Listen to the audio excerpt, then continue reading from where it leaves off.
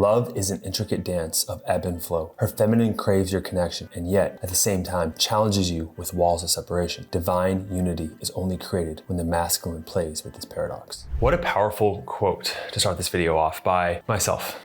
Look, there is one skill with her that simultaneously is the most difficult thing to master, and at the same time, when you do master it, it increases the most amount of attraction that you could have with her. You know what's so awesome is the tests too. I can see them. They're telegraphed now. I can pick them off now. Now I know.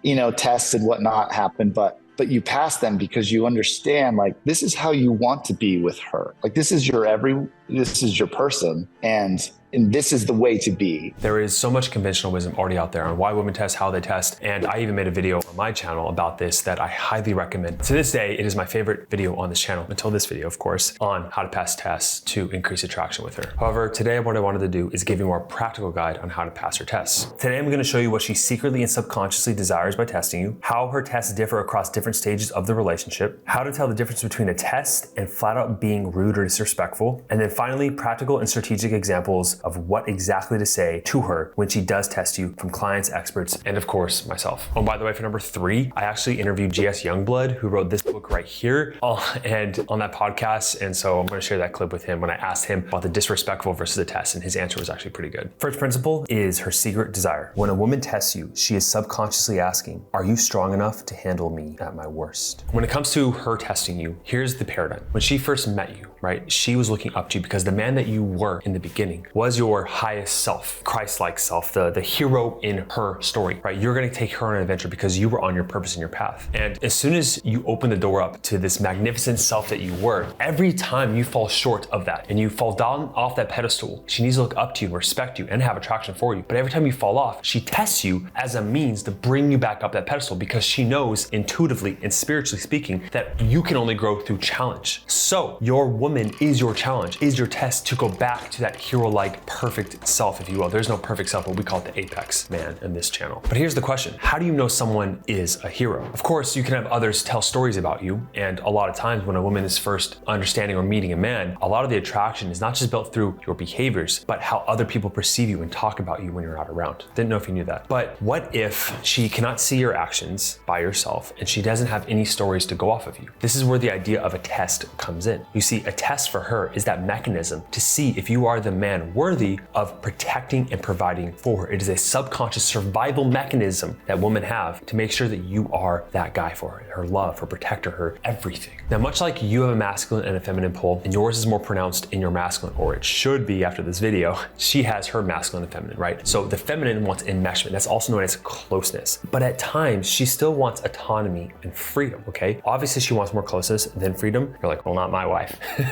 If she's in her healthy feminine, she will. But this interplay, based on the first quote I was talking to you about, is that dance of unity and disconnect, and you must understand that process. The important thing to note here with this connection and then the differentiation is this pulling apart, this conflict, the autonomy, the asserting your boundaries, it is a natural and normal and healthy part of a relationship. AKA when she tests you, she is pushing you away on purpose to see how you respond because she wants you to be able to respond in a way to bring her back together. She's putting up this imaginary obstacle for you to overcome and then connect with her again. And if we're gonna separate the idea between emotional connection and attraction, right? That wall she's putting up and overcoming that, that's what increases attraction. I'm not gonna go too much into depth about this, but there's this idea of the dual mating strategy where a woman wants 2 types of men. She wants the lover and the provider, okay? But the ultimate man, the apex man, can give her both needs, the emotional needs and then the raw sexual passion, chemistry needs. And most of the guys we work with, they fail in this other domain of creating that strong visceral attraction because for the biggest reason, the skill they're missing is knowing how to pass the test and knowing why the wife tests them in the first place. You need to recognize that too much closeness leads to boredom and no passion, and too much autonomy leads to disconnection. When your wife or girlfriend feels disconnected from you, she doesn't feel that connect, she's stressed out, she's in her head, she will present a test because behind that test, she's asking you to connect with her. That is the ultimate understanding of that. You are disconnected and she wants that connection. So she puts up the barrier for you to knock down, okay? So in any moment where she doubts your value as a man, she feels feels unloved, she feels emotionally dysregulated in her nervous system, that's when the test will arise. Let's talk about how her tests differ across the stages of the relationships. A woman's tests are not meant to break you, but to see if you will break. They are challenges to make you stronger and more resilient. Now, I already did a recent video that you can check up on the channel about how I took the 5 stages of reconciliation, and I said how at each different stage, she'll give you different types of tests and how to pass those. So I'll put that at the end of this video, but I'm just gonna break down not those 5 stages, but more of the stages from dating to connection to separation, how the tests differ across those 3 stages. So for the dating stage, the goal here is for you to really lean into attraction and dominance. Most women, they do not want to build an emotional connection until they see that attraction and dominance first. Imagine it's this primary gate or door you have to open up before you get to the emotional connection, okay? If I'm gonna be crude and use a converse example, if you were single, you could probably connect with a lot of beautiful souls and a lot of people that you would love to connect with, but if there's no physical attraction in a woman, you're just not attracted to her that way, you're not gonna be willing to want to get to know her on an emotional level if you're single. It's the same thing with a woman. She's not gonna want to connect with you and cuddle with you and plan trips with you and all these things if you don't have this first component. This is why so many guys get confused when they meet a woman, they're like, we have everything in common and it's just like we're perfect for each other, but she doesn't want me. It's because they're missing this first piece. Because if a woman connected with every single guy that had similarities and similar values and taste in music, she just couldn't, right? It's not possible. In the dating stage, tests can show up a lot of times, but when I was a dating coach back in the day,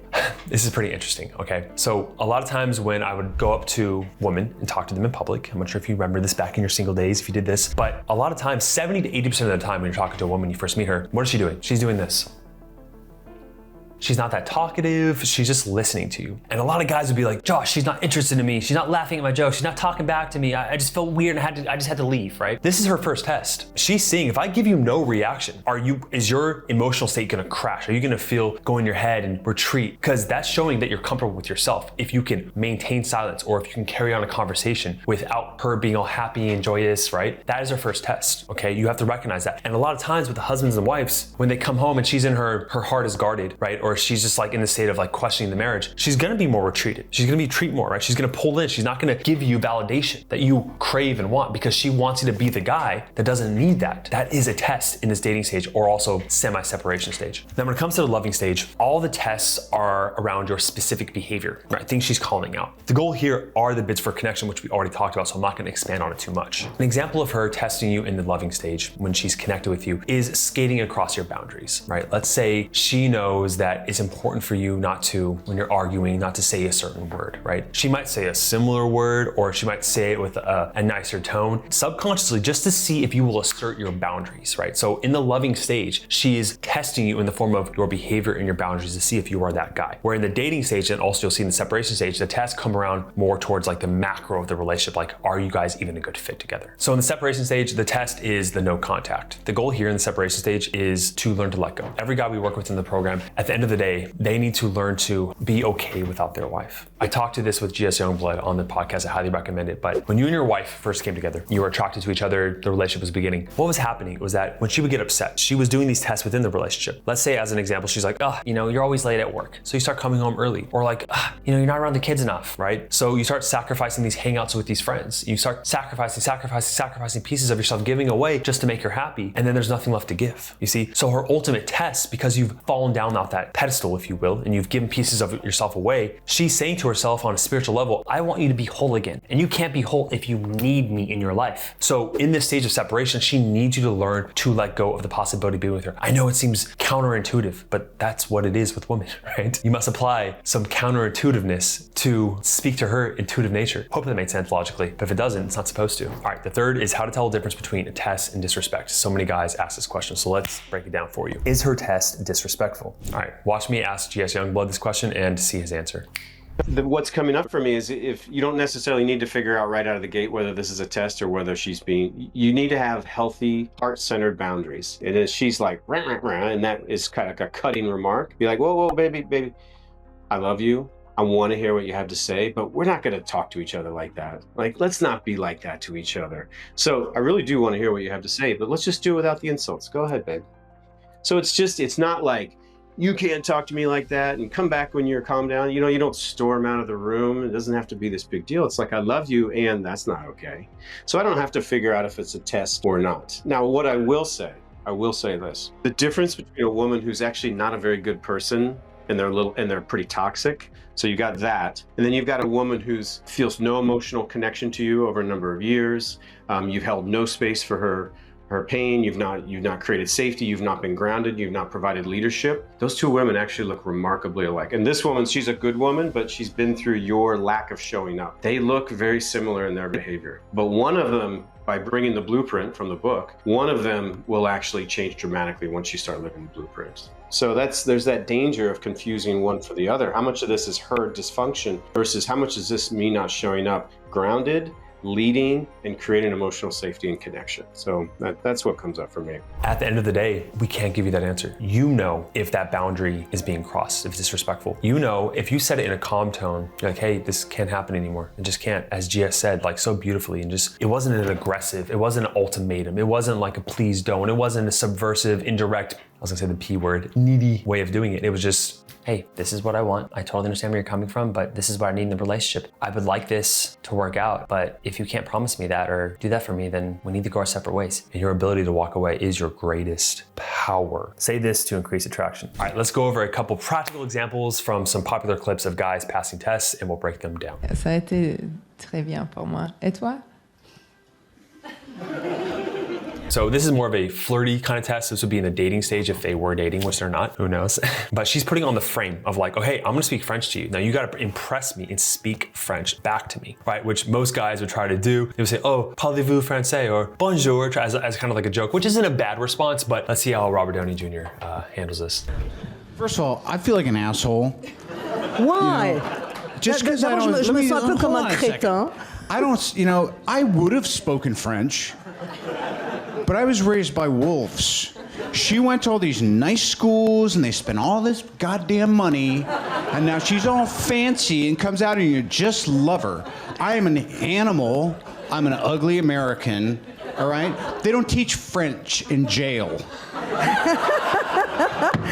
So what Robert Downey Jr. is doing there is that he's playing the idea of like, oh, she's fancy and she's great, and I'm this like, low class kind of guy, which we all know isn't true. I mean, based on his history, he was. And so he's playing into that. And this goes along with the type of test that I usually talk about, and you'll see the test video at the very end, of agreeing and amplifying. That he's just like, oh, I don't want to be viewed as some guy who knows French too. I'm gonna break down my ego. This is who I really am. It's like an unconditional self-acceptance to the extreme. It's also really funny. So with Craig Ferguson, at first you're gonna think that he's actually failing the test because he's apologizing, but you'll see what he does. I thought his assistant doesn't even read his fan mail.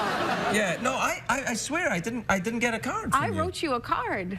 I never got a response, and I was very heartbroken. Well, I apologize right now. Thank you. That's what I'm looking for. I just wanted an apology. That's all I want. You have it unreservedly. Thank you. Oh, no, absolutely. No, thank you, really. Take your dress off. So that kind of passing a test is just speaking nonsense. Now Craig Ferguson is excellent about doing these sexual undertones as a joke to flirt, which works really well when you're really good at it. And just completely changing the subject to something sexual, it breaks her state of this like her coming on to him. And he's just like, I'll take your clothes off. It just frazzles her brain and completely dismantles what she was thinking about. And if you can use humor effectively with your wife when she's going down this path of her negative emotions, and you're validating, you're holding space, using humor as a way to dismantle that just like downward slope of the way she's usually in this emotional vortex, it breaks her and pulls her out of that. And humor is the best way to do that in my personal perspective. If you want to break up with me so you can see other women, just do it. Don't tell me you met another woman. Just end it if that's what you want. You're the love of my life. I can't leave you. But you're constantly leaving me. You walk away when you want, you come back when you want. Not everyone. Not your friends. But you leave me. So I'm asking you, if you don't see a future for us, if you're not in this, please just end it, because I can't. I'm in it. All right, so I apologize for the background music on this last one. This is the most appropriate one when it comes to relationships that I could find, which is she's saying, you don't love me anymore, you want to be with other women. How many times have you heard that? And instead of arguing with her, you could say that, yes, he argues with her saying like, no, I do love you. But what most men would say here is, I don't want to see other women. How do you not know I love you? Like, I do all these things for you, right? And it's coming from more of a defensive stance. Instead of being defensive, coming from fear and trying to prove her wrong, he just simply says, I do love you and I want you fully. gently, and he gives her the love, connection, and validation that she wants, right? Which is another way to pass her test. Because behind every single test, every complaint, every piece of venom she throws at you, every stab, every harsh tone and piece of disrespect, behind it all, she wants you. She wants your connection. She wants your love. Thanks for watching. This is the other video on tests right here. You can watch that, and see you in the next one.